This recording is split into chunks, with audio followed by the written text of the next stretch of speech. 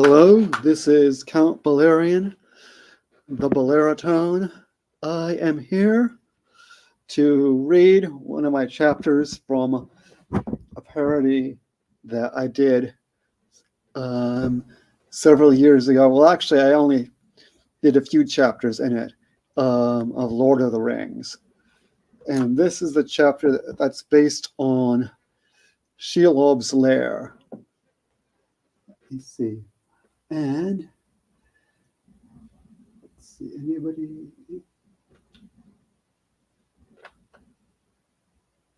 So without any further ado, I'll get started.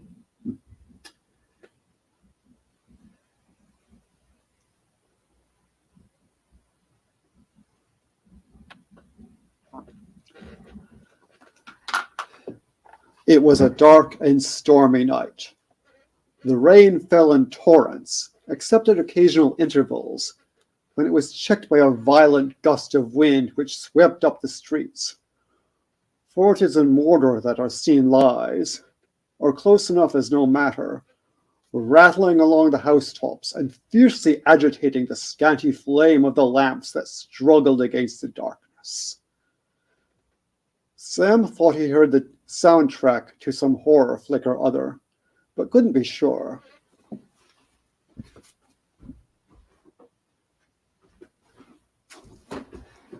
He was standing around awkwardly holding the apparently defunct Frodo's leash in the magnificent piazza that formed the center of Cirith Ungoliant.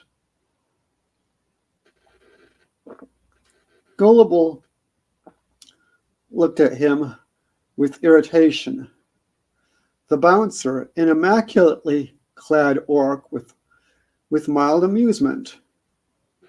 Fearful and yet insidiously attractive was the vista that opened itself before his eyes, like that of a B-rated horror film combined with that of a science fiction dictatorship, combined with that of a second-rate pornographic film. The setting was very noir, with much chiaroscuro, like the old Batman comics in the youth of the Shire. Out of the corner of his eye, he thought he saw a vehicle on which was written the words, "Mystery Machine." The female pulchritude on display assaulted his senses like unto the onslaught of Mordred's forces upon the Vale of Gondolas. An eersome nightclub, bedight with Halloweenery and enshrouded in bright tan-colored orange, lowered before their awe-stricken gaze. They beheld on its steps many a jack-o'-lantern, within which flickered a deadly sheen, a corpse light, a light that illuminated nothing. Or so Frodo always said, but Sam and Spiegel thought it was marvelous.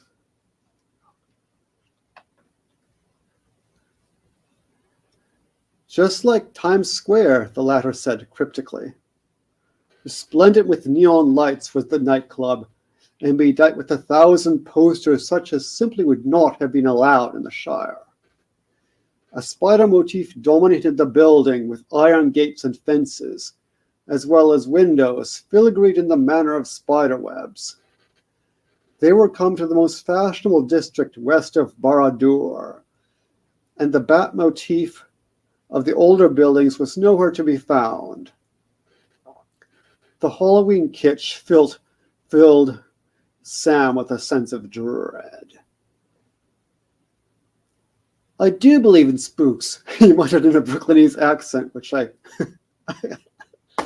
no good at. Most terrifying of all was the entrance, with its incandescent jack-o'-lanterns and plastic ghosts and skeletons. An enormous rubber spider hung from one of the towers.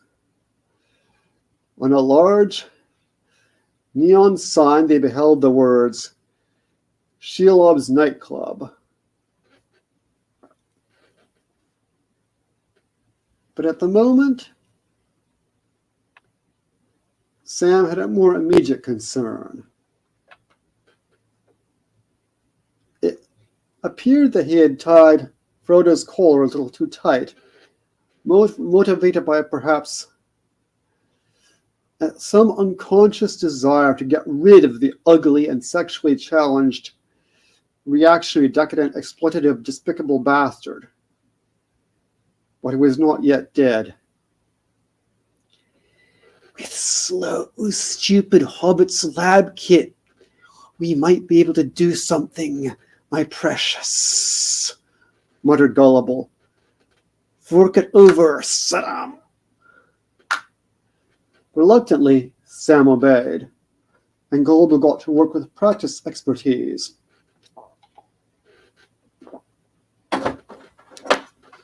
Pardon me, I'm about to cough. I need to mute myself for just 1 second.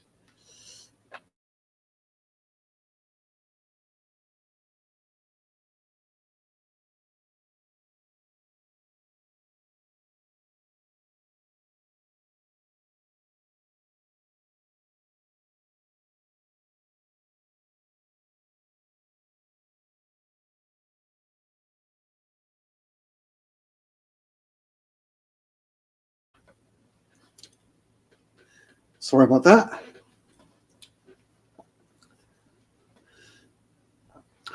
Reluctantly, Sam obeyed, and Gullible got to work with practiced expertise.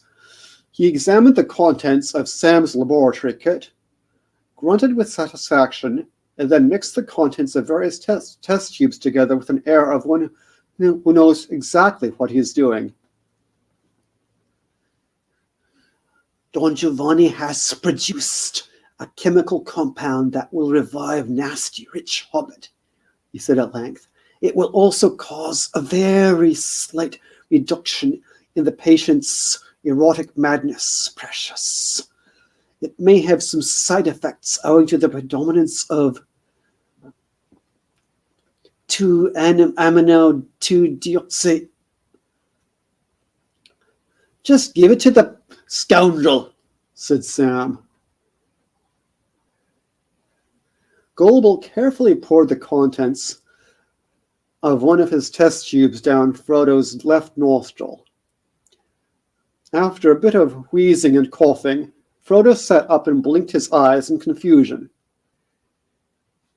Where am I? He asked. I feel different.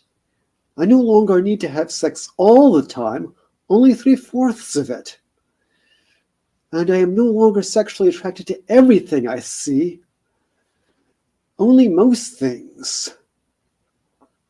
Pretty impressive, said the bouncer. Oh, shucks. Biochemistry is just one of our hobbies, Saddam, replied Gullible. The bouncer was about to reply when Spiegel came back from the restroom, bubbling with delight. And we don't need to go into that.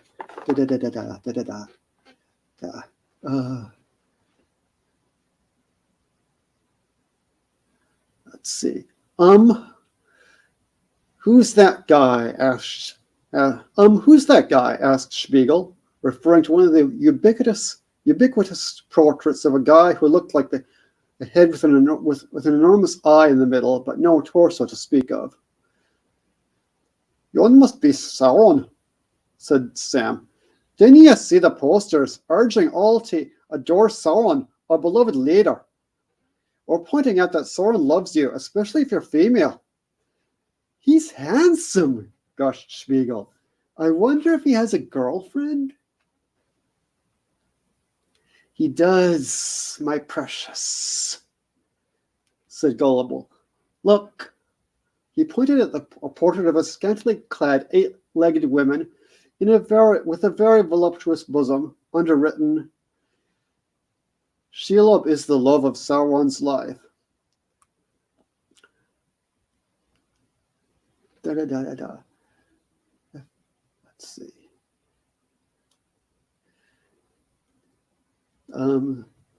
At least now I know I'm not ugly, sighed Spiegel. But if only I could have a guy who actually loved me for myself instead of lusting for me. Just once in my life, I could die happy.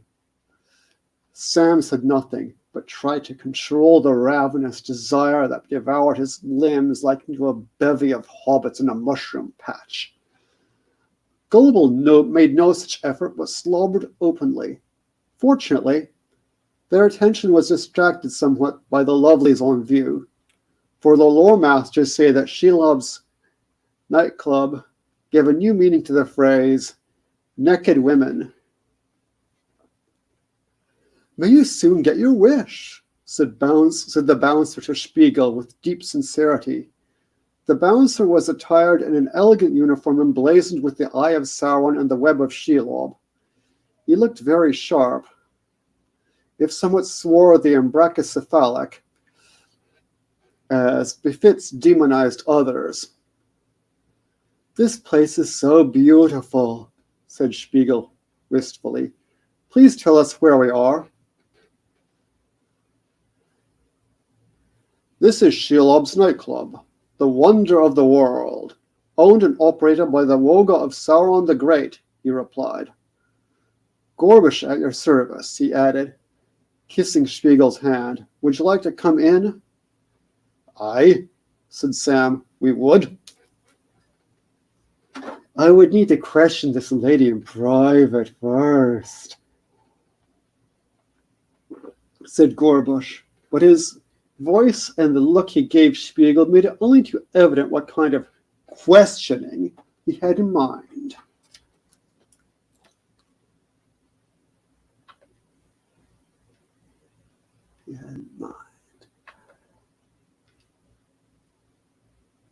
Spiegel smiled. "That seems only reasonable." "Enchanted," said Gorbush, and the twain went off, arm in arm, to some obscure side room or other. As they watched her, Sam and Gullible were seething with lust and jealousy.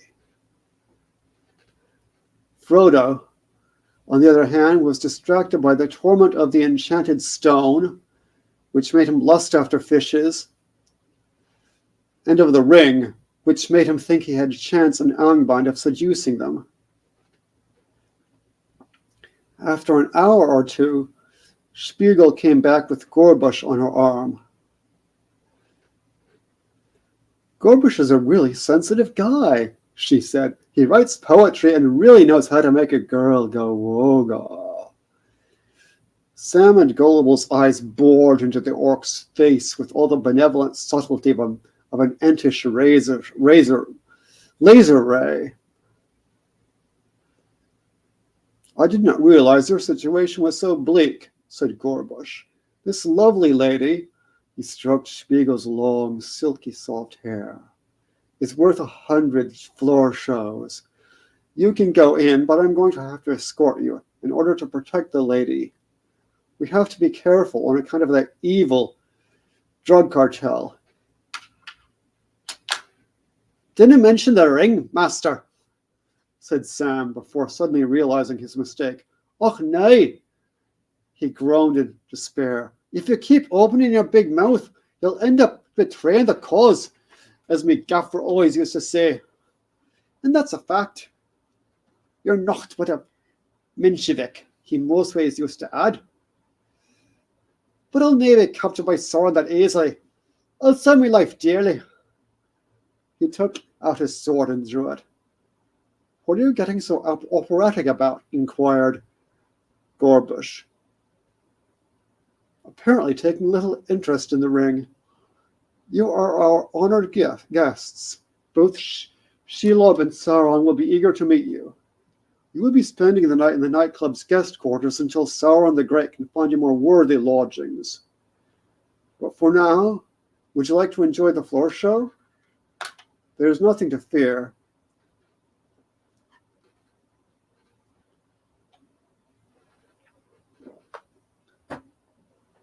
Sam wasn't so sure, as he heard a shrieking sound issuing from the bowels of one of the guard rooms. It might have been a damned spirit. It might have been an elvish captive. It might have been an inebriated Balrog. It might have even been a Maria Callas, but it was probably just someone enjoying the floor show a little too much. His curiosity overcame his fear. Anyway, they had no other plan at the moment, so they followed the orc into the nightclub. When Gorbush uttered the password, trick or treat, Frodo could not suppress a shudder. Ordering the remarks from the habitués, like, not from around here, or the clientele are becoming frightfully common, the companions entered and gazed at the bright lights and gorgeous semi-clad beauties such as Hugh Hefnæstos, who was what passed among the Valar for the god of wisdom, might have dreamt up in a delirium. One of them, a very provocatively dressed blowfish, was ensconced inside an aquarium tank. Orcs silently served the companions picturesque local alcoholic beverages. These are the raw grisettes, said Gorbush after the party had stared at the beauties for several minutes, hours, days, for they soon lost all sense of time and distance, except that one of them, Frou-Frou, is a blowfish. That's a little kinky for my tastes. The Balrog grisettes pitilessly exposed their loveliness to Sam and Gullible's heterosexual gaze. Whether Sam, too, had some cursed article of clothing, like everyone else, possibly his socks, or whether the lustful side of his personality, which Spiegel called Kinko, was once again giving the upper hand over the loyal revolutionary, which she called Pinko, this tale does not tell. Frodo had eyes only for Frou-Frou the blowfish, or else for his shoelaces. The sinuous sensuality of her scales made him go woga, for need drove him. I want to grip her smooth, scaly body. I didn't want to hear it, said Sam. I was sick of your sex life months ago, and that's a fact. Things got even worse for the hobbits when the grisettes began to sing a tune by orc operetta composer Lehar. Tra-la-la-la-la-la-lally, triple-trap and triple-trap. Welcome all to Shelob's Valley, triple-trap and triple-trap. We are the raw grisetta, wings and castagnetas. Lo, lo, do, do, ju, ju, clo, clo, fro, fro, more go. But Frou-Frou, of course, sang fins, not wings. Frodo's heart caught fire, and without thinking of what he did, whether he acted out of folly, despair, courage, or insatiable lust, he jumped onto the stage and into the aquarium, taking the file in his left hand while he caressed Frou-Frou the fish with his right, before kissing her ardently. Then he belted, "Et moi," upon which he promptly stared at his shoelaces again while Frou-Frou laughed provocatively. The audience roared its approval.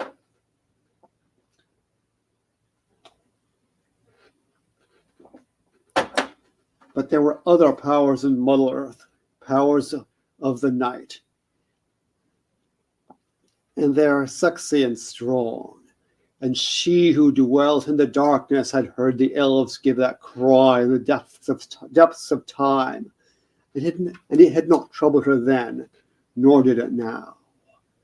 While Frodo spoke, he felt a great malevolence directed towards him with a deadly gaze. The coming threat was at last unveiled, for Shelob, when she appeared, was even hotter than her posters had depicted her. The glow of the star glass was broken by the thousands of facets of her upper torso. But behind the glitter, a deadly flame began to flow, kindled by evil thoughts. monstrous in the lasciviously half-closed eyes she had, but guided by a goal, a dread purpose, and they gloated over their prey that sat helpless without any hope of escape. Either that, or Frodo had far too much fermented bat's blood, or was it a side effect of Gullible's medicine? For Sam and Gullible recollected nothing more untoward than an unusual degree of female pulchritude. There long had she dwelt, a sensual creature in maiden form, or out of it, as the case may be, the same as of old dwelt in the land of the elves that has sunk beneath a mounting pile of debt, like unto those whom Bluto had tried to seduce in the mountains of Woga and Doriath. It had come long ago over the green grass. No comment. I'm not going to finish that sentence. How Shelob came to Mordor, fleeing from her creditors, no tale tells. For a few accounts remained open in the dark years. But she was there still, who was there before Sauron, and before the first stones of the Barad-dûr Museum, Opera House, Fortress of Dread, and Ballet Theatre were laid. She had built her nightclub there, gouging the wallets of elves and men. Then Sauron had shown her what Wogo is really all about, and her... What? No comment. Anyway, for all portions of the female anatomy were Sauron's food, and Shelob's pheromones were darkness. Far and wide were scattered their offspring, even as far as the Shire, bastards of their miserable mates, whom they had rather left holding the baby. But none of Sauron's women could well rival her, Shelob the Great, hottest babe of Ungoliant to Wogi the sexy world. And as for Sauron, he knew where she lay, and it pleased him that she should dwell there, hungry but undiminished in physical attributes, a more insatiable nymphomaniac than his own fantasies could have devised. Orc maidens made nice enough concubines, but he had them in plenty, and after all, they lacked the sexual capacity of the Maiar. Shelob had that to spare. As a man may throw a dainty to his cat, he calls her, but she owns him not. So Sauron had added various adornments and beautification projects to Shelob's nightclub, making it the gaudiest such institution west of Minas Vegas.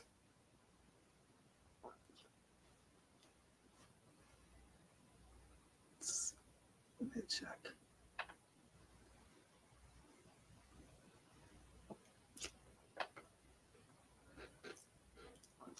West of Minas Vegas. Shelob sauntered onto the stage, gnawing the skull of the hobbits, dared not guess what creature, but they were sure it tasted just like chicken. A loud chord resounded in the orchestra. As Gullible gazed upon her lascivious form, he was filled with an intense, almost uncontrollable desire to woga her, were it but symbolically. Oh, could we but pierce her with something, he thought, and da-da-da-da-da. No comment. Forgotten as the snows of yesteryear, for the moment, was his burning passion for Spiegel, much to the latter's relief. Shelob sang the following Chardash with such intensity that the evil Gandalf himself, had he heard it, would have wept.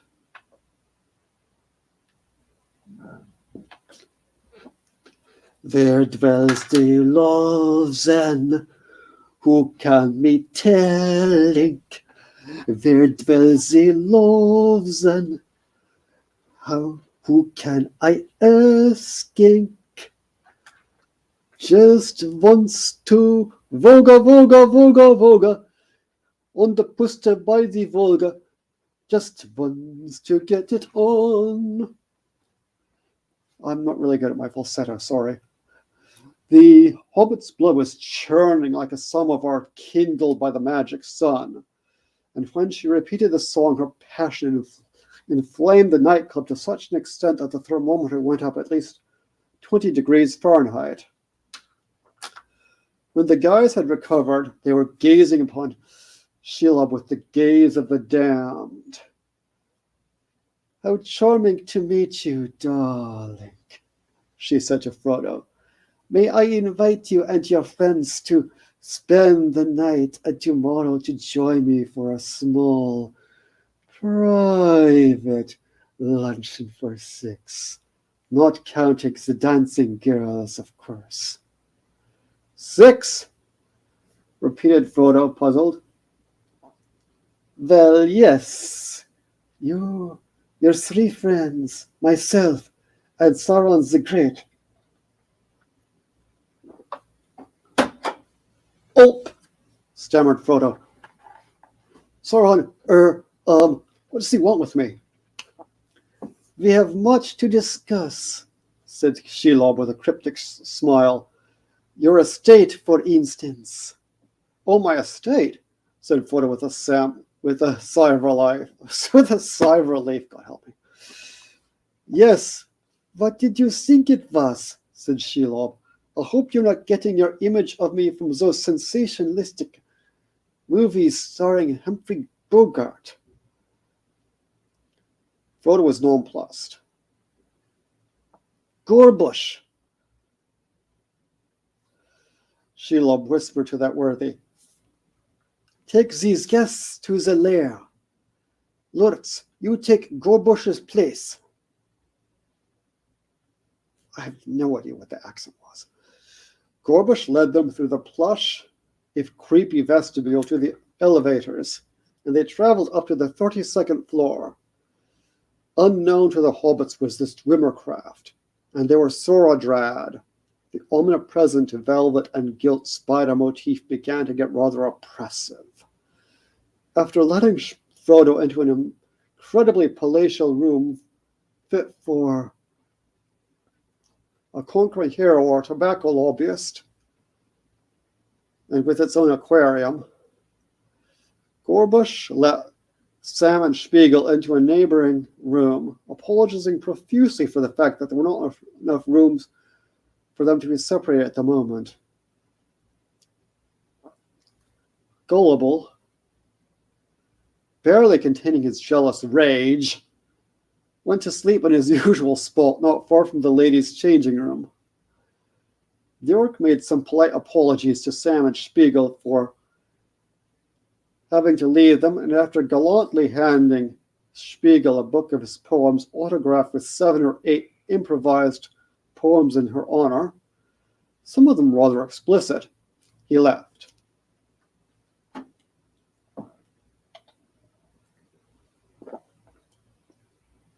Spiegel was intent upon exploring their room, which was filled with books with titles like Nymphomaniacs and Their Ways, Towards a Porno Ethics of Existentiality, and Our Ensa Myth. The walls, ceiling, and bedclothes was covered with the usual spider motif. So was the bath towel that Sam sequestered for his own use.